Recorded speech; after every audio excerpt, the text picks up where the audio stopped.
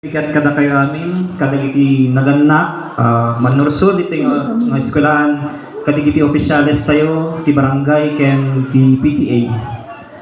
Ken siyempre, dagiti bida tayo tatangal daw, dagiti estudyante dito'y Makalong Elementary School. Bago karon ni Rogyan, ay nadagiti talong estudyante na tayo. So medyo napakatawa na Adumagaan pitaran dito yung eskwelahan tayo, or elementary na pailan. Yan. So palakpakan tayo mga isun taga ulit. Yan, thank you.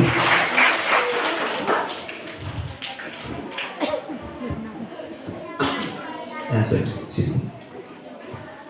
Kasi di nang ganit at tayo nga pagpadula tayo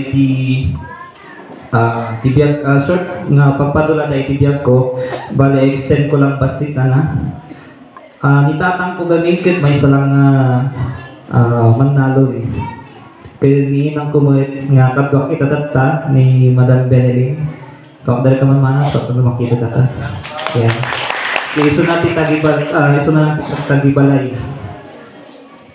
so nga kada kayong estudyante baka papanunutin nyo di kasasaan niya tatang baka mapanunod yun or madamag yung makakadalak na ta di kasto yung kasasaan ni isungbat na kuwen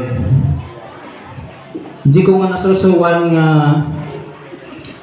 di doon ko natutunan ang unang aral ng pagiging mabuting pagkatao. Iti sa bukid, nakita ko ang sipag ng aking tatay at sa bahay naman nakita ko ang tiyaga ng nanay. Hello? Nakikinig pa? Alam ko may natutulong. Yan, so tinuro nila sa akin ng tunay na kayamanan hindi nasa bulsa kundi nasa prinsipyo. So, yun nga, pagkatapos ng elementary at high school, instead na mag-computer engineering ako, naging BS Industrial Tech, major in computer technology ako. Dito ko na-develop ang mga tinatawag nating kakayahan o ang competence. Sa kurso ko, natutunan ko paggamit ng at pagkumpuni ng makina. Naisip ko na ang buhay ay isang teknolohiya. Kailangan mong matutunan ang tamang proseso para gumana ang isang bagay. Di pagkadalan, tinanted kanyak tigiti gamit ko hanggang nagtupusak. Dito ko natutunan na hindi sapat ang pagiging mabait lang. Dapat din na mahusay ka rin sa ginagawa mo. Kung gusto nyo maging engineer, police, teacher, o kahit anumang profesyon, sa hinarap, ngayon pa lang sa paralang ito, tinuturuan na kayo kung paano maging disiplinado sa pag-aaral. Tanong ko nga, disiplinado po ba mga bata? Sagot. Hindi ko marinig, pakiulit. Yun.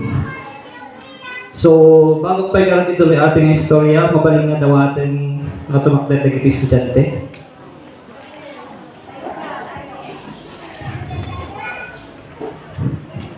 Kitaan nyo dito isang wanan, di kita ikutan no. Ano pa dito di kita teachers yo. Ken makita yo dito aside yo di kita naganak yo. Isuda nagpaadal mang isusuro kanyayo. Isuda pa itagpupuya para kanyayo.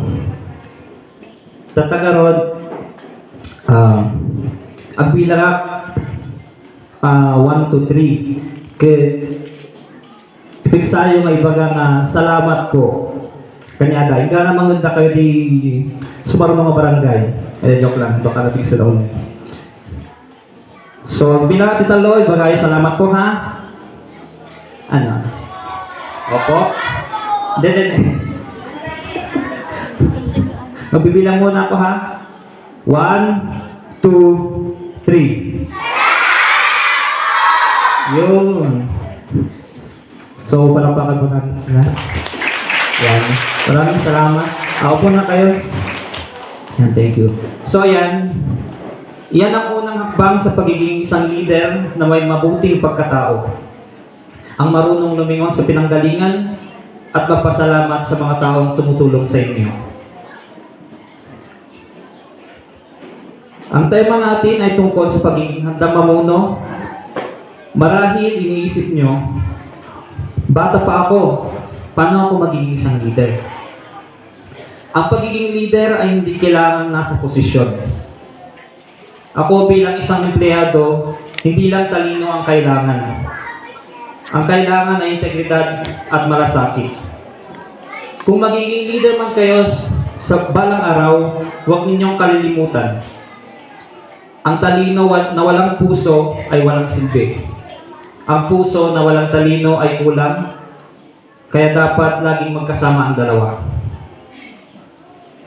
Kayong mga bata magsisipag tapos, kayo ang susunod na mga leader. So sa bawat pagsagot ninyo sa mga module, sa bawat pagtulong nyo sa inyong mga klase, at sa bawat pagsunod ninyo sa inyong mga guro, nagsisimula na kayo mamuno. Mga estudyante, huwag kayong matakot sa hirap kasi ang hirap ay hindi ba dahil humadlang sa inyo. Kundi ito ang hagdan na kailangan nyo akyatin.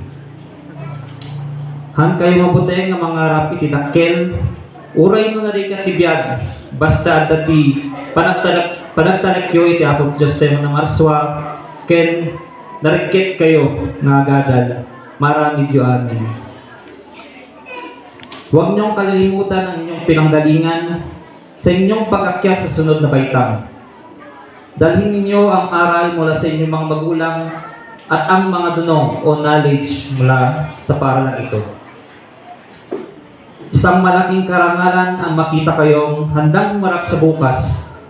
Kayo ang pag-asa, ang inspirasyon, at kayo ang susunod na magiging leader ng ating bayan.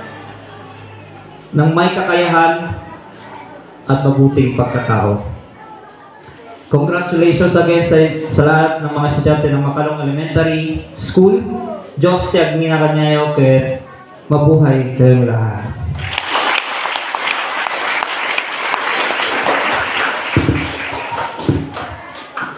May I request our guest speaker to please